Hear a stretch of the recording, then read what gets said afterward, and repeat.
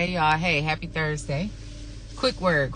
Last night, I was doing my session, my Wednesday session. We have a metaphysical Bible study every Wednesday, and I'm currently doing a What Would Jesus Do series for that Wednesday metaphysical Bible study.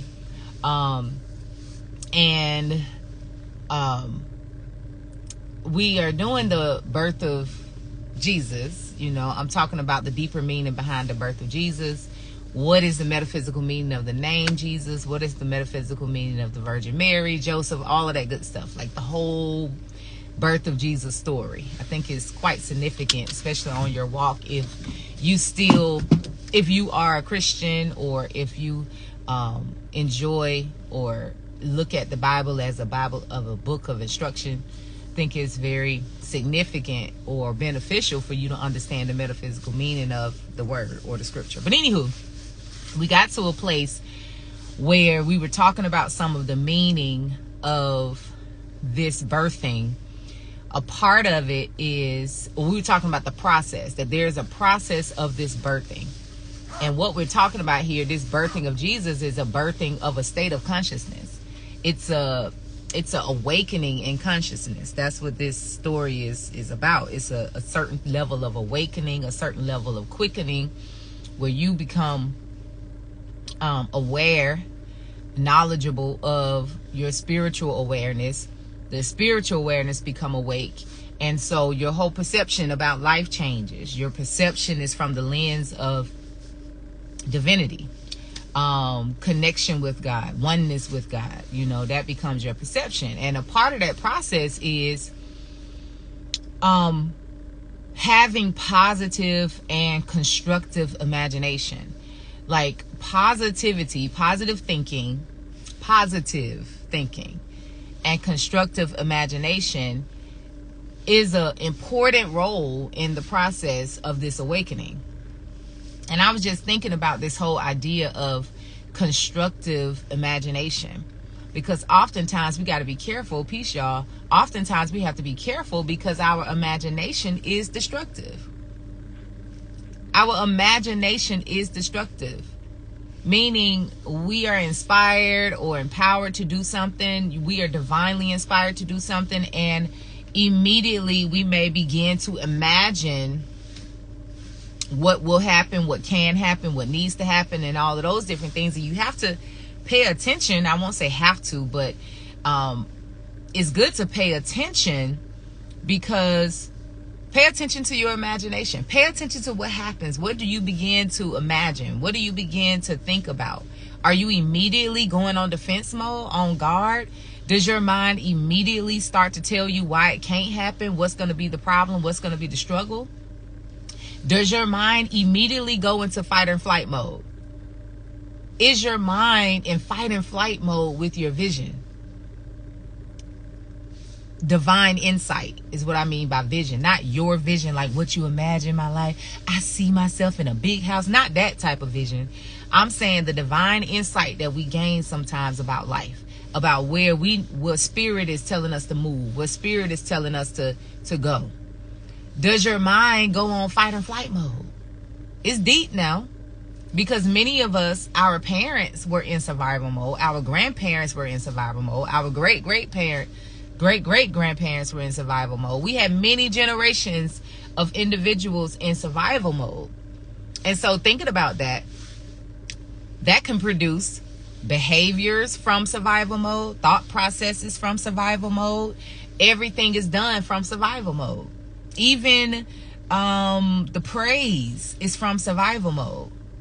It's that has to be considered. Or I would say, if we are feeling like I need some level of awakening in order to come out of the entrapment of the egoic mind, of the afraid mind, of the sad mind, resentful mind, guilty mind, shame mind, lackful mind, I want to get out of that entanglement.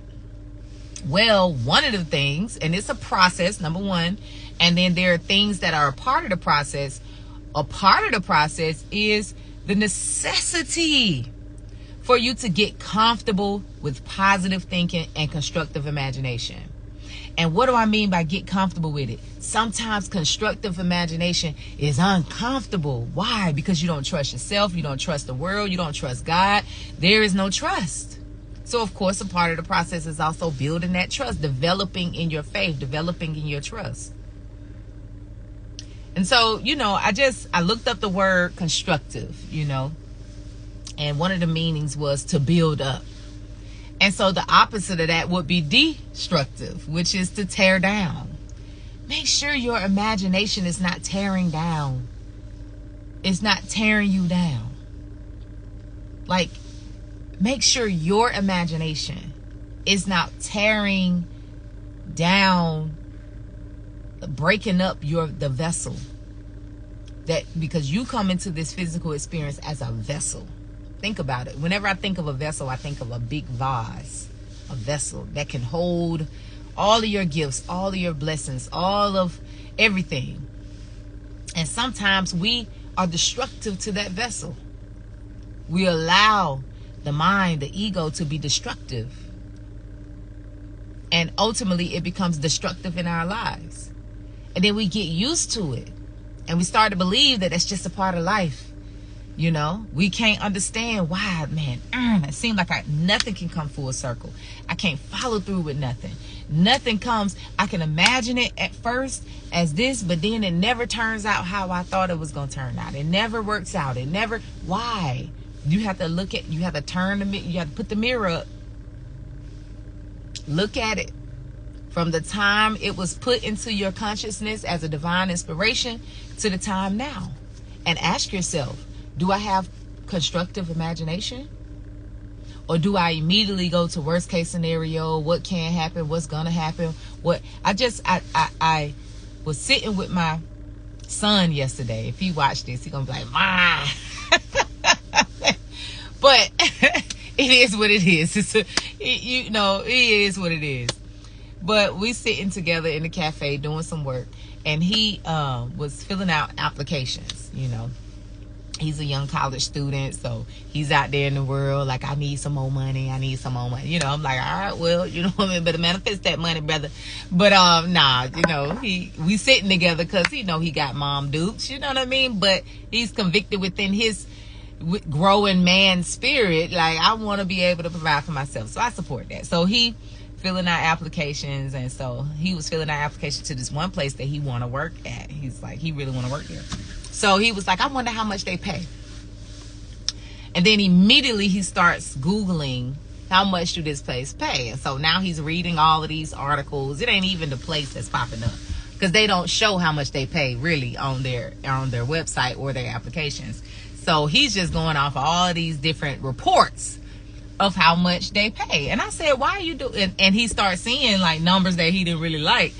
I said, why are you doing that? I just want to see. I said, no. I said, the application, you didn't see the pay that they have, but you did get a question that said, how much do you want to get paid? I said, so once you go into it with a virgin consciousness, where you don't have all that in your mind that they going, because now your mind, now you taking that article that you read and you going, I don't want them to try to pay me that little, and they gonna try to pay me that because I ain't got no experience. Okay? Whatever imaginations that you may have, not saying that he had those imaginations, but that was a prime lesson at that moment for him. I'm like, you don't want to start imagining anything except that dollar amount that you put on the application that you want.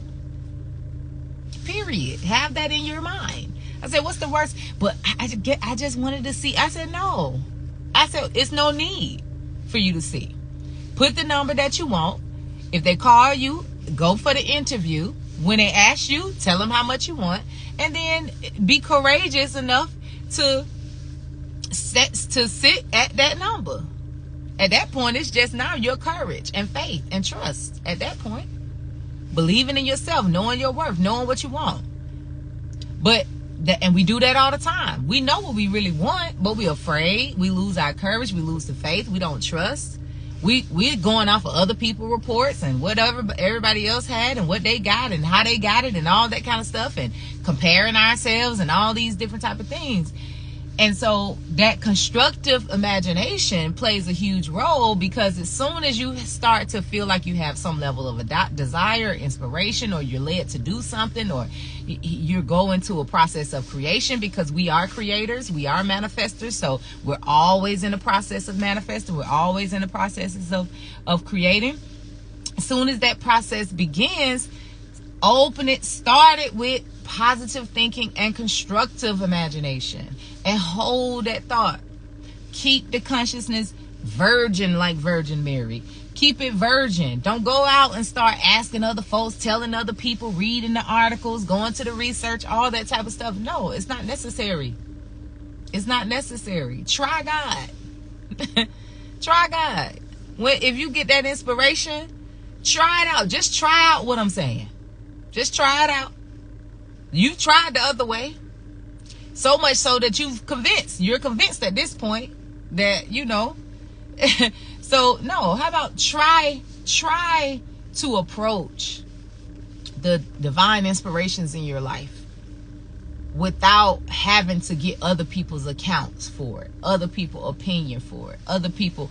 Just try to stay virgin in consciousness, be in prayer about it, be in awareness, pay attention, listen to your intuition, listen to that inner guidance system, and try to work it in that way. It will take patience. It will take positive thinking. It will take constructive imagination. It will take devotion. Sometimes it'll take sacrifice. But just try it out and let me know how it worked for you. So that's the message. Let me get in this gym, because I'm kind of like, well, anyway, let me get in this gym. I'm excited about getting here today. Yeah, I'm gonna speak affirmatively about it. Let me get in this gym. Be constructive in your imagination. Positive thinking. A change of thinking is necessary for you to be able to manifest the highest of you. The highest of you. Peace and love. I saw it coming. Let me read it. We have to deprogram all those negative ways of our imagination, because it even feels natural. Listen, to go to the worst case scenario. Must catch it every time, more and more. Yes, give thanks. Absolutely, absolutely. I mean, just don't, as Muji said, don't give the ego no room. Don't give it no room. Why? What's the need? What's the need? All right. Peace and love, y'all. Enjoy the rest of your Thursday. Peace.